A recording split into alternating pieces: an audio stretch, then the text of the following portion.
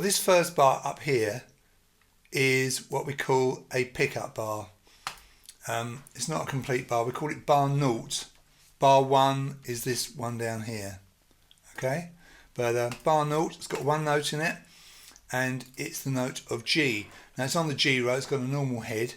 So for me it's button 4 on the push, finger 2 notice. If you've got a third button start instrument, it'll be button 3.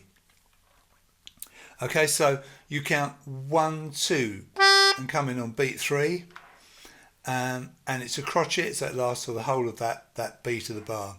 So you count 1, 2, 3 and you sing the word I've as you play that note.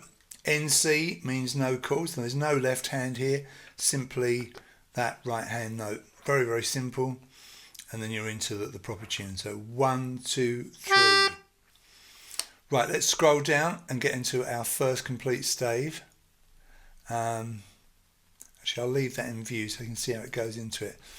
Right, you can see there's a repeat code here, so we're obviously going to be coming back to here at some point. So it's this bar here that we're going to be dealing with. So you're going to play that note of G again. In fact, you're going to play it again at the end of the bar here.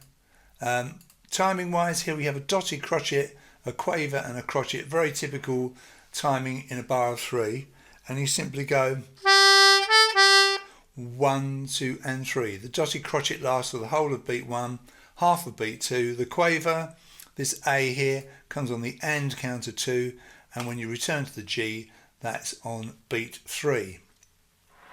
So it's all on the same button. So I put daggers here and here so that you know that you can actually play this bar just from pressing the button once and just pulling out and pushing in again. You can of course play that button 3 times if you want to do like that, but personally I prefer that style of playing. So we've got button 4, button 4, button 4, push, pull, push. So all finger 2, and you can see been a while. That's the words that go with those 3 notes. Now the left hand is G bass, G chord, and the G chord is played twice. So the typical pa pa. Now notice how the first note of G coincides with the G bass note. Don't forget that the G bass is shown as a capital G, and these lowercase g's indicate the G chords. So this first G bass goes as you play that first G note. So both together. Then you play the G chord on its own, and then you play the A note on the pull right hand, and then return to the G note and play the G chord again. So you have like that. So when you play this, don't do that, don't leave the bass on, because otherwise you'll have an unwanted chord on the other direction.